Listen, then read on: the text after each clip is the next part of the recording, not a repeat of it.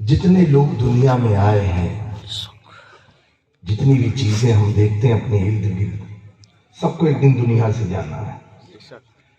جانا ہے کہ نہیں جانا ہے؟ جانا ہے۔ ہر چیز کو دنیا سے جانا ہے۔ آپ نے اپنے بچپن میں کچھ چیزیں دیکھی ہوں گی، جھاڑ ہے، پلر ہیں، ایسے ویسے، بڑے ہوئے تو وہ بھی چلی گئی دنیا سے، اس کو توڑ دیا، زمین دوز کر دیا، جھاڑ تھے تو اس کو کاٹ دیا۔ ہر وہ چیز جو موجود ہے اسے دنیا سے جانا ہے۔ لیکن ساری چیزوں میں اللہ نے سب سے عظیم کس کو بنایا؟ انسان کو بنایا۔ کس کو بنایا؟ انسان کو بنایا۔ یہ چاند، سورج، آسمان، ستارے، سمندر، پہاڑ، یہ جنات، ان سب میں اور بھی جو مخلوق ہم دیکھ نہیں پاتے ہیں، سب سے پیارا، سب سے اچھا انسان کو بنایا۔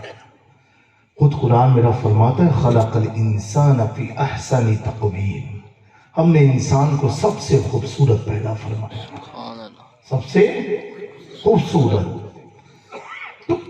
اور ہمیں اللہ نے اشرف المخلوقات کا تاج پہنایا ہے، مخلوق میں سب سے اچھی مخلوق، عزت والی، اشرف مخلوق۔ اور یہ سب کیوں؟ یہ حضور کی برکت سے ملا۔ وہ جو نہ تھے تو کچھ نہ تھا، وہ جو نہ ہو تو کچھ نہ ہو، جان ہے وہ جہان کی، جان ہے تو جہان ہے، سب حضور کے صدقے میں ملا۔ باقی ہماری آپ کی کوئی اپنی کوئی کوالٹی، ساری کوالٹی نبی پاک کی کوالٹی، ایسی کوالٹی کہ ایک قوم کے پیشوا پیغمبر ہمارے بھی نبی ہیں، انہوں نے دعا کی ہے اللہ مجھے بھی اس تیرے محبوب کی امت میں پیدا فرمانا۔ کون ہے؟ حضرت عیسیٰ مسیح، حضرت عیسیٰ علیہ السلام۔ بہرحال سب سے خوبصورت ہمیں بنایا، سب سے اچھا ہمیں بنایا، سب سے پیارا ہمیں بنایا، اور مخلوقوں میں سب سے بہتر اشرفیت کا تاج اللہ نے ہمارے سروں پر رکھا۔ یہ سب حضور کی برکت سے۔ تو ہر آدمی کو جانا ہے۔ زیادہ لمبی تقریر نہیں ہوگی کیونکہ ہم کو بھی ایئرپورٹ جانا ہے، لیکن جتنی ہوگی آپ سمجھو گے تو انشاءاللہ تعالی اللہ ہمیں عمل کی توفیق عطا فرمائے۔ آمین۔ ہر آدمی کو جانا ہے، دنیا میں آیا تو اسے جانا ہے۔ اب میں آپ لوگوں سے پوچھوں آپ کی کیا خواہش ہے جانے کے لیے؟ آپ سے پوچھوں اے علاقے والوں تمہیں بھی دنیا سے جانا ہے؟ آج نہیں کبھی تو جانا ہے، تمہاری کیا خواہش ہے؟ تو کوئی کہے گا باپو دعا کری دو نے کہ جمعہ نہیں رات مانے مری جائے، آج کی جمعہ کی رات نہیں ہے، پھر کوئی دوسری رات۔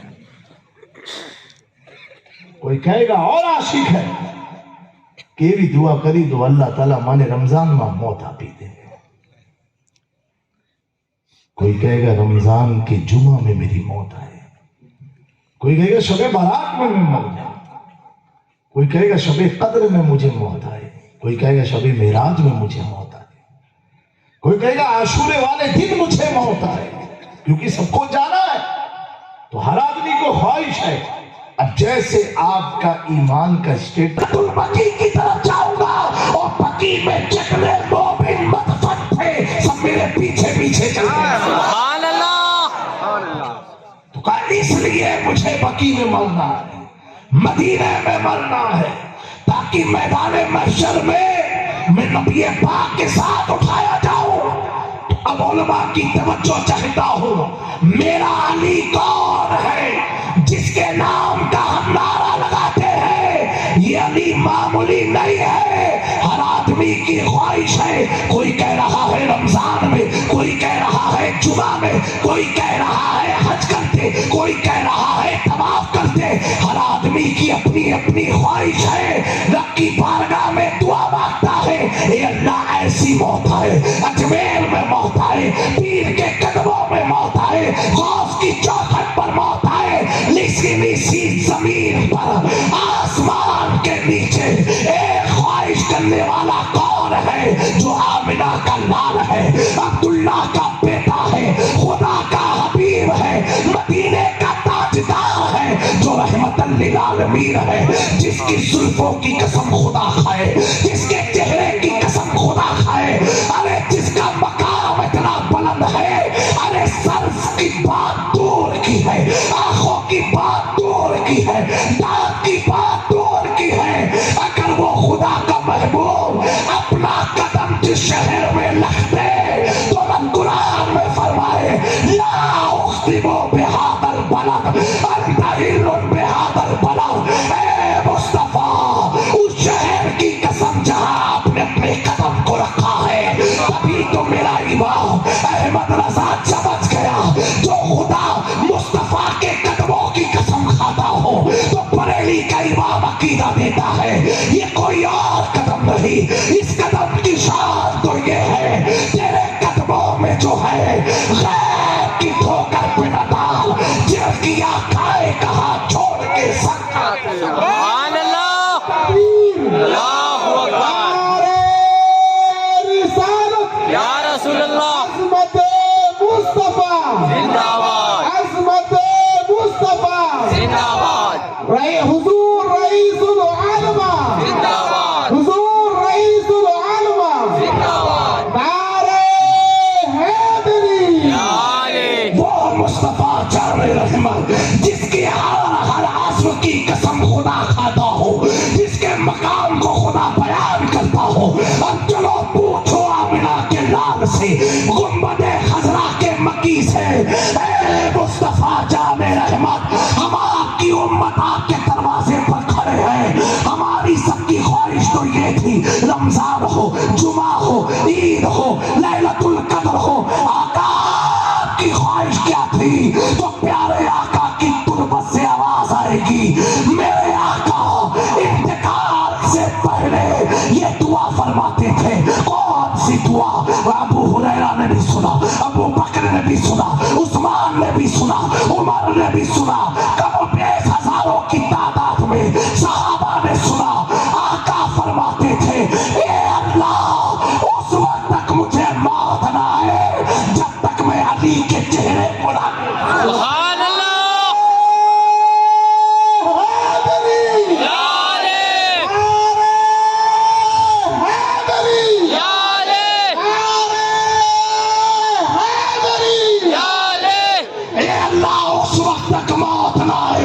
جب تک میں علی کو نہ دیکھ لوں، علی کو نہ دیکھ لوں۔ وجہ صرف اتنی تھی، اسی مدینے کے آقا نے فرمایا تھا ابو بکر کو دیکھنا، 22 سے برکت ہے، عمر کو دیکھنا باعث برکت ہے، عثمان کو دیکھنا باعث برکت ہے۔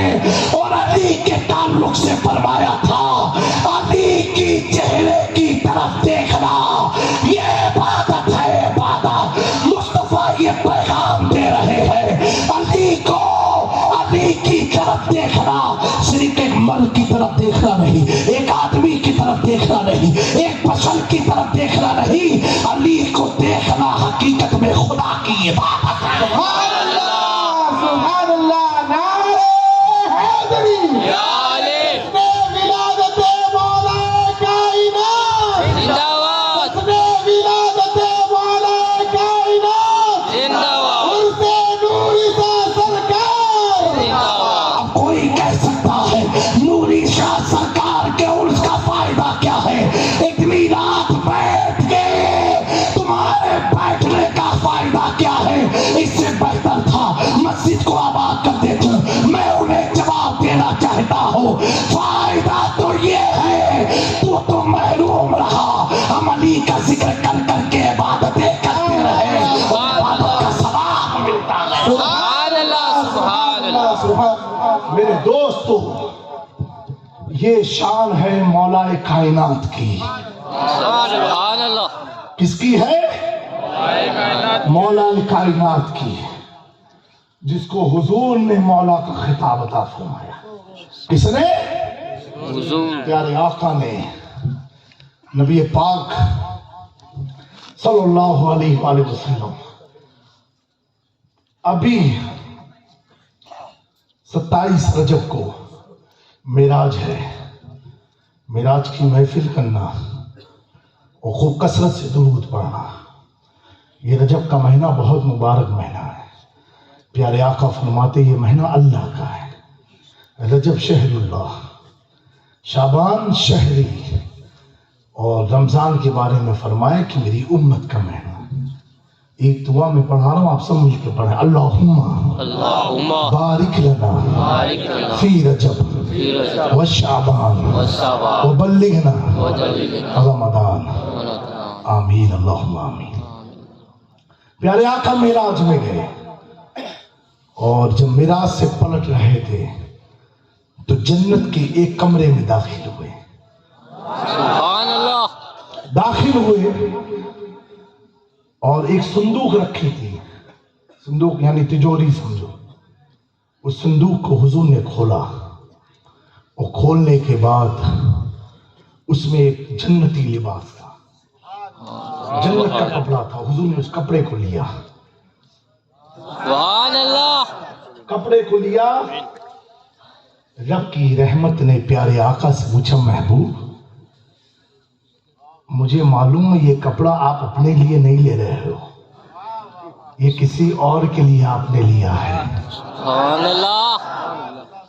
ابھی حضور نے ظاہر نہیں کیا ہے، رب کہہ رہا محبوب کسی اور کے لیے لیا ہے۔ سبحان اللہ۔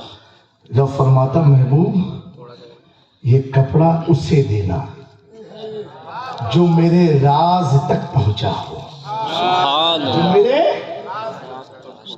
حضور دنیا میں تشریف لائے معراج کے بعد، کپڑے کے ساتھ آئے، سارے صحابہ کو جمع کیا۔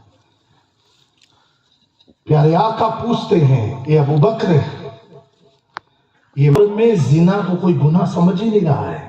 نعوذ باللہ، اتنے پرفتن مردود زمانے میں ہماری ذہانت بن گئی ہے۔ حضرت عثمان حضور پاک کے داماد ہیں، اور الگ الگ طریقے سے 2 بیٹی حضور نے حضرت عثمان کو عطا فرمائی، اور آج فرمایا اے عثمان اگر مجھے تیسری بیٹی بھی ہوتی میں تجھے عطا کر دیتا، سبحان اللہ۔ صرف طہارت پاکیزگی اور آپ کی حیا کو دیکھ کر کے۔ پیارے آقا ایک کمرے میں بیٹھے تھے، صحابہ سے گفتگو فرما رہے تھے، دروازہ کھٹکھٹانے کی آواز آئی، حضور کھٹکھٹاہٹ سے سمجھ گئے آنے والا میرا داماد عثمان آیا ہے، عثمان آیا ہے۔ تو دروازہ کھولنے سے پہلے صحابی کھولنے گئے، حضور نے فرمایا ابھی کھولو مت، پہلے میری تہبند صحیح کر دو، لنگی صحیح کر، ابھی تھوڑا سا پیر کھلا تھا، اتنا پگ کھلا تھا، حضور نے فرمایا اس کو بھی صحیح کر دو۔ تو لوگوں نے پوچھا حضور سطر عورت تو مرد کا یہاں تک ہے اور آپ کا سطر عورت کے نیچے، یعنی بالکل درست ہے. پھر آپ حضور فرماتے ہیں عثمان کے سامنے اتنا پیر کھلا رہنے میں بھی مجھے شرم آتی ہے. سبحان اللہ. یعنی کیسے حیا کے پیکر تھے عثمان غنی. میرے دوستو غور تو کرو آج کا حال کیا ہو گیا. ہم اپنی بیٹی کے سامنے جب غسل خانے سے نکلتے ہیں تولیہ لپیٹ کر کے گھٹنے بھی کھلے ہیں، جسم کا حصہ کھلا ہے. ارے پیارو اگر اپنے گھر سے حیا کا ماحول کریٹ نہیں کیا تو کل تمہاری اولادیں تمہارے سامنے ننگی گھومتی نظر آئے گی. پیارے آقا نے فرمایا قرب قیامت میں تمہارے سامنے لوگ کپڑے تو پہنیں گے لیکن وہ کپڑا بغیر کپڑے کا رہے گا، یعنی کپڑا پہننے کے بعد بھی ان کا جسم کھلا نظر آئے گا.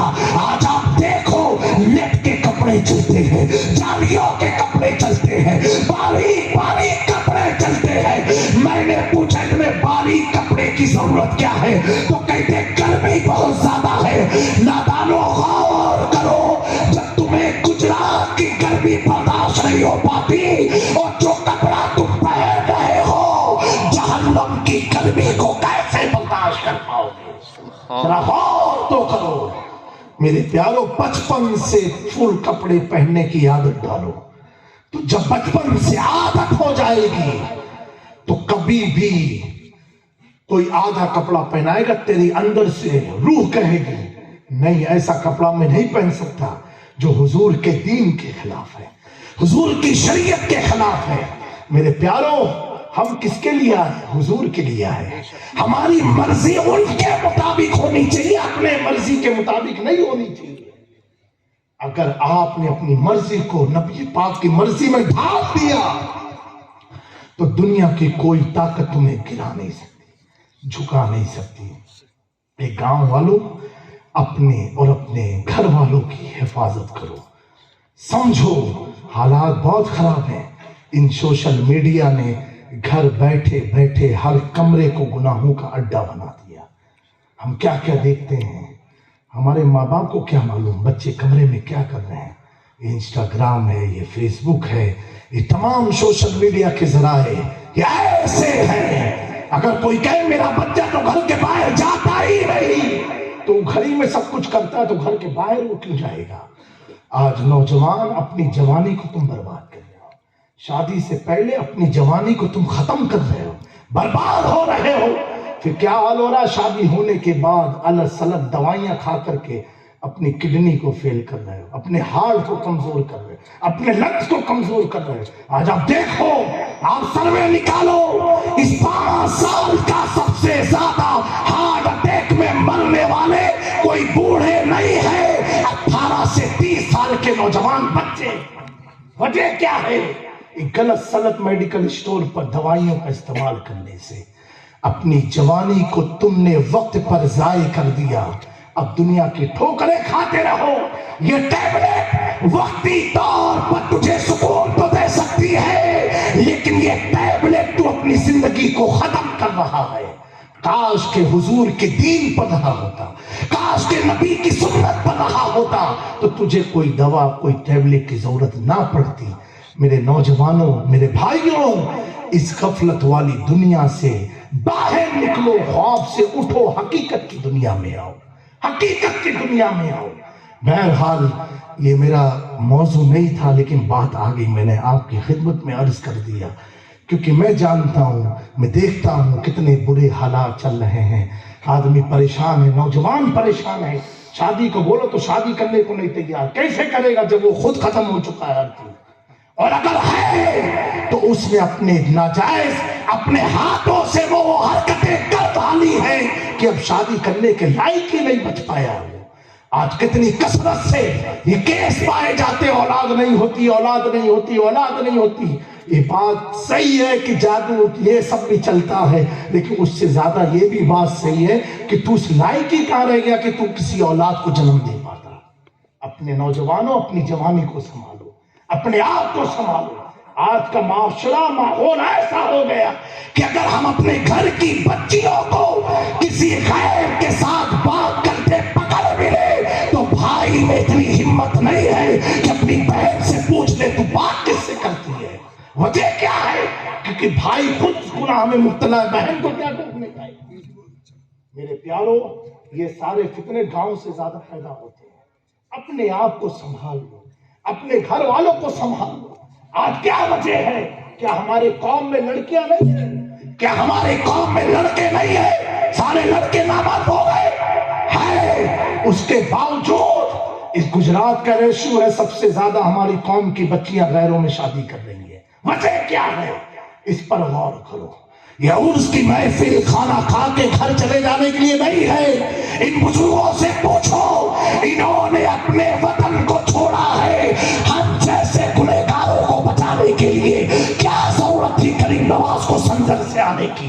کیا ضرورت تھی مختوم سنہ کو سمنان سے آنے کی؟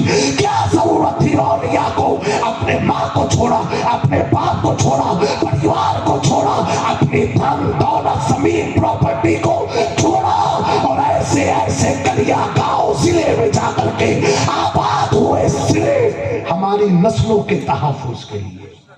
ان کے پاس کمی کیا تھی؟ ان سے تو اللہ بھی راضی تھا، ان سے رسول بھی راضی تھے.